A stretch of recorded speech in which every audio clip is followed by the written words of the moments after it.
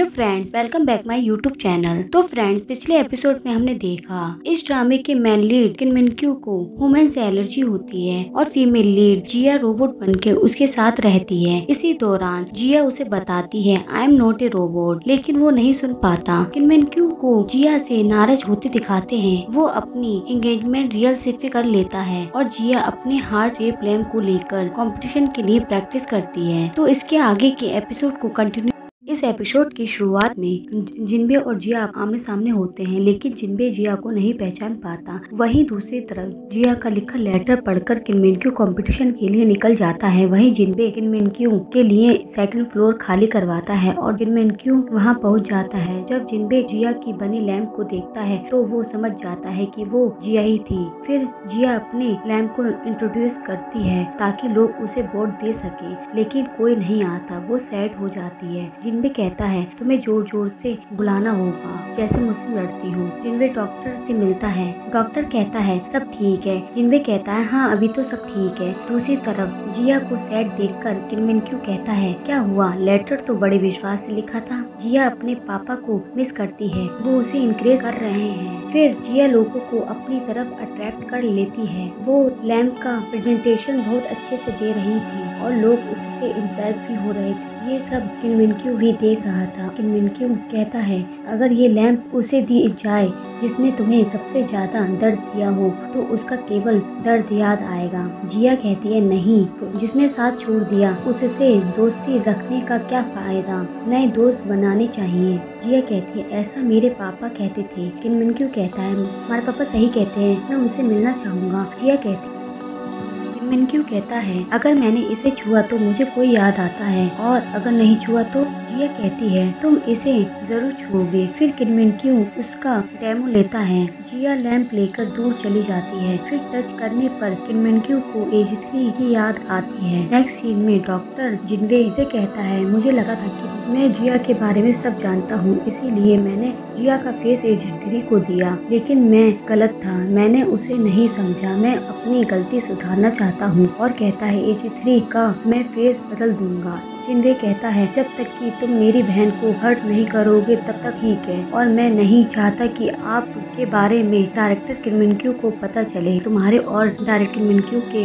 बीच कोई गलतफहमी न हो। जिया एक एक्सीडेंट को देखकर समझ जाती है कि वो किन मिनक्यू के लिए 3 मायने रखती है, क्योंकि वो उस पर बिलीव करने लगा है। तो वो सब याद करती है और कहती है इसीलिए उसने मुझे अपना खजाना कहा। वो पूरी तरीके से ठीक हो जाता है। वो डॉक्टर को हक करता है। डॉक्टर कहता है कुछ ऐसा हुआ जिससे तुम बहुत खुश हुए। वो कहता है हाँ आज मैं किसी अपने से मिला। क्या ऐसा हो सकता है कि मैं हमेशा एज 3 को साथ रख सकूं। डॉक्टर उसे मना कर देता है। जिससे तुम शादी करोगे वो कैसे एक्सेप्ट करेगी कि तुम रोबोट के साथ रह रहे हो। और कहता है तुम्हें एज 3 ने बंद कमरे से बाहर निकाला है, तुम्हें दुनिया को देखना चाहिए और मैं चाहता हूँ तुम अपनी लाइफ नॉर्मल इंसानों की तरह जी सको। फिर वो वहाँ से जा रहा होता है। जिया भी वही होती है, लेकिन वो दोनों एक दूसरे को नहीं देख पाते। किन मिनक्यू डॉक्टर की कई बातों को सोचता है और वही जिया डॉक्टर से मिलती है और पूछती है आपने मुझसे कहा था कि अगर आपका कोई भरोसा जीत लेता है तो सिचुएशन अच्छी हो सकती है, क्या ऐसा वाकई है। डॉक्टर उसे एक वीडियो दिखाता है जिसमें एक इंसान को ऐसी ही एलर्जी थी। वो अपनी नर्स पर भरोसा करके ठीक हो जाता है और वो उससे प्यार भी करता है। जिया कहती है वो समय कितना पेनफुल होगा अकेले रहना और वो लोगों को कितना मिस करता होगा। और जिया डॉक्टर से कहती है अगर मरहम एक रोबोट हुई तो क्या एक रोबोट मरहम बन सकती है, क्या ऐसा हो सकता है। डॉक्टर कहता है तुम डॉक्टर होंग वेन क्यू की तो बात नहीं कर रही हो। वहीं दूसरी तरफ डॉक्टर होंग वेन क्यू किन मिनक्यू से मिलता है। वो दोनों उसकी रिकवरी के लिए सेलिब्रेट करते हैं और किन मिनक्यू कहता है तुमने कहा कि अपनी फीलिंग रोबोट के साथ शेयर करो, तो मुझे एज 3 से प्यार हो गया। वो पूछता है एज 3 का रिजल्ट ऐसा होगा, क्या तुमने ये सब उसे सिखाया था। डॉक्टर मना कर देता है। मिनक्यू कहता है मैं चाहता हूँ कि वो हमेशा मेरे पास रहे और वो जाने उससे मिलने के लिए कोई इंतजार करता है और खुश होता है। डॉक्टर कहता है तुम इतने समय से अकेले थे, शायद ये उसी की वजह से है। किन मिनक्यू कहता है मुझे भी ऐसा ही लगता था, लेकिन जब वो साथ होती है तो मुझे लगता है मैं जिंदा हूँ। और कहता है क्या एज 3 को मुझसे कभी प्यार हो पाएगा। डॉक्टर कहता है ऐसा कभी नहीं होगा, वो केवल तुम्हारे इनपुट का रिजल्ट है। किन मिनक्यू कहता है ये सब मुझे पागल कर रहा है। मेरा दिमाग कहता है ये सब इल्यूजन है, लेकिन दिल कहता है ये सब रियल हो सकता है, अब मैं क्या करूं? ये सब कैसे ठीक होगा? डॉक्टर उसे घर छोड़ देता है। वही जिया डॉक्टर को लेकर आती है। डॉक्टर एजी3 और जिया को देखकर शॉक हो जाता है और कहता है किनमिनक्यू की बीमारी के बारे में डॉक्टर होंग को पहले से ही पता। जिया डॉक्टर से पूछती है तुम्हें ये सब पहले से ही पता था, तब भी तुमने मुझे वहाँ भेजा, उसकी लाइफ डेंजर में पड़ सकती। वो कहती मैंने उसका भरोसा तोड़ा है, अगर उसे पता चल जाता कि मैं इंसान हूँ तो अब मैं उसका सामना भी नहीं कर सकती। वो उस पर चिल्लाकर चली जाती। पाई जिया को कहती है डॉक्टर होंग उसे वाकई ठीक करना चाहते थे, हमें लगा कि हम तुम्हें एजी3 से रिप्लेस कर देंगे। जिया कहती है तुम मुझे ये सब पहले बता सकती थी। वहीं जासूस एजी3 का वेट करते हैं। वो जिया को एजी3 समझ के फॉलो करते हैं। उन्हें पता चलता है कि एजी3 जिनवे के घर में है। जिनवे की फोटो क्लिक करते हैं। डॉक्टर एजी3 की रिकॉर्डिंग देखता है और फिर जिया को कॉल करता है। वो कहता है मुझे तुम्हें टेस्ट के लिए नहीं पूछना चाहिए था। Scene fast. डॉक्टर जिया से कहता है कि कौन ज्यादा ह्यूमन लगेगा, तुम्हें ऐसा टेस्ट देना होगा, ये केवल रोबोट के एडवांस कंट्रीब्यूशन के लिए है, तुम क्या इसमें हेल्प करोगी? ये कहकर वो उसे टेस्ट के लिए मनाता है। फिर जिया कहती है तुमने टेस्टिंग के नाम पर मुझे क्या करवा दिया, मुझे लगा था कि ये सब अजीब है लेकिन मैंने ध्यान नहीं दिया। डॉक्टर उसे सॉरी कहता है। वो डिसाइड करते हैं किनमिनक्यू को सब कुछ बताने का। किनमिनक्यू एजी3 को बुलाता है और कहता है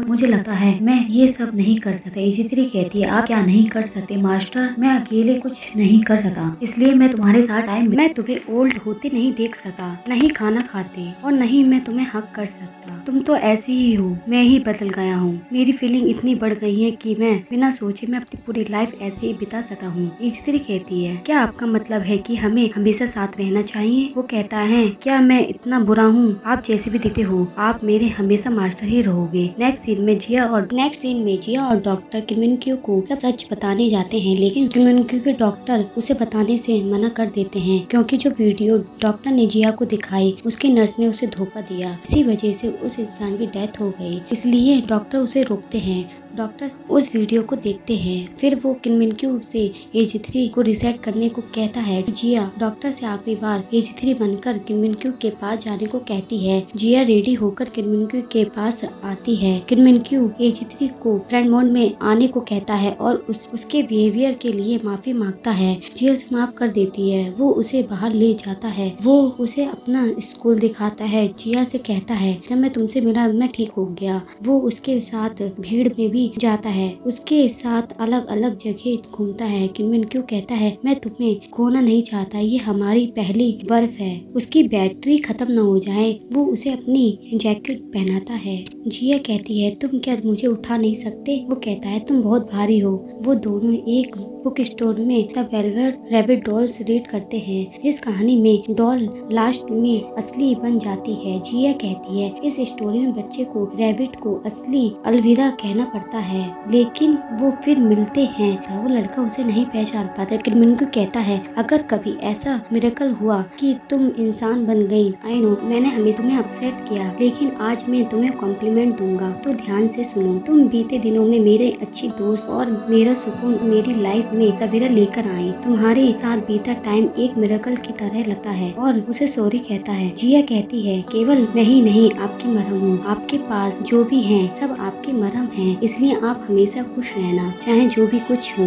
और कहती है मुझे भी आपकी तारीफ करनी है, आपने मुझे एक कीमती रतन की तरह संभाल कर रखा और आप मेरे दोस्त थे और आपने मुझे बहुत प्यार दिया, मैं ये सब कभी नहीं भूल पाऊंगी। वो उसे थैंक यू के साथ माफी भी मांगती है। किनमिनक्यू एजी3 को रिसेट करने को कहता है। जिया कहती है एक बार रिसेट के बाद आपकी सारी मेमोरी डिलीट हो जाएंगी, फिर भी आप मास्टर रिसेट करना चाहते हो। किनमिनक्यू अपनी मॉम का नेकलेस उसे पहनाता है और अपना लव उसे जिया कहती है आपके साथ बीता हर मोमेंट मुझे बहुत हैप्पी करता है मास्टर, और कहती है अब हमारी सब यादें मिट जाएंगी। जिया सनहाई को हक करके बहुत रोती है। दूसरी तरफ वही हाल किनमिनक्यू का भी है। मॉर्निंग में किनमिनक्यू एजी3 को मिस करता है और रात भर रोने की वजह से जिया हॉस्पिटल हॉस्पिटल पहुंच जाती है। वहीं किनमिनक्यू रेडी होकर ऑफिस जाता है। उसे देखकर भागते हैं। किनमिनक्यू जिनवे से मिलता है। वो दोनों सेंटा मारिया पर वर्क करते हैं। किनमिनक्यू घर आके देखता है सेंटा मारिया टीम उसके लिए स्नैक बनाते हैं। फिर वो लोग गेम खेलते हैं। उसी दौरान वो जिया को मिस करता है। फिर किनमिनक्यू मिस जो को कॉल करता है। किनमिनक्यू को नहीं पता कि वो जिया ही है। वो उससे कुछ खरीदना चाहता था और कहता है मैं बोर हो गया हूँ। जिया कहती है अगर तुम बोर हो गए हो तो अपनी दोस्त को कॉल करो।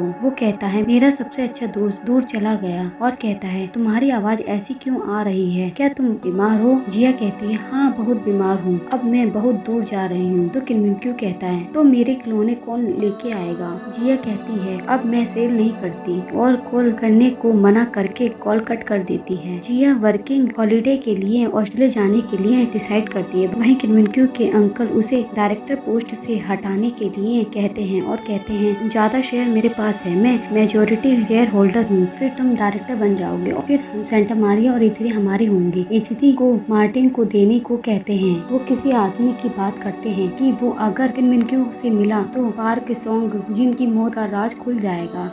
वहीं दूसरी तरफ किनमिनक्यू उसी आदमी से मिलने आता है लेकिन वो आदमी उससे मिले बिना ही वहाँ से चला जाता है। नेक्स्ट सीन में किनमिनक्यू रियल को वेडिंग ड्रेस दिलाता है। वहीं जिया कुरियर देने आती है। वो ये सब देखकर सैड हो जाती है। फिर वहाँ से वो चली जाती है। नेक्स्ट सीन में केएम फाइनेंस में किनमिनक्यू को दाने के लिए उसकी कमियों को गिनाया जाता है। फिर किनमिनक्यू कहता है तो कौन मुझे रिप्लेस करेगा? वो कहते हैं सीईओ होंग यू। फिर किनमिनक्यू सेंटा मारिया को इंट्रोड्यूस कराता है और वो उल्टा सीईओ होंग को रिजाइन करने के लिए मजबूर कर देता है। फिर सीईओ होंग उससे कहता है तुम्हें मैंने कभी धोखा नहीं दिया। किनमिनक्यू कहता है तुमने मुझे 15 साल पहले धोखा दिया। सीईओ होंग कहता है ठीक है तुम मुझसे बच के रहना। किनमिनक्यू लाइब्रेरी जाके वो वही बुक रीड करता है जो जिया ने।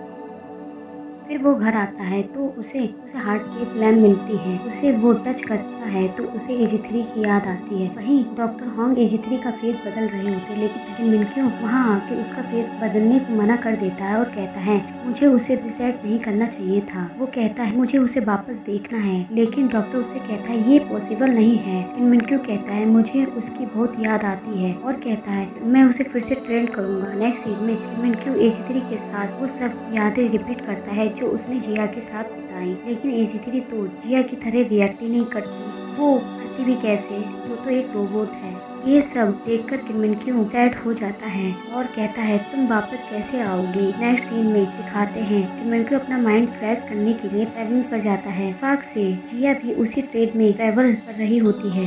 वो दोनों आमने सामने होते हैं। तो फ्रेंड्स ये एपिसोड यही एंड होता है। जिया को देखकर कैसे रिएक्ट करेगा ये देखने के लिए मेरे चैनल को सब्सक्राइब करके बेल आइकन को प्रेस कर लें जिससे आने वाले एपिसोड के नोटिफिकेशन आपको मिल सके और मेक श्योर इस वीडियो को लाइक शेयर कर दें। Thank you for watching. Have a nice day. Bye bye.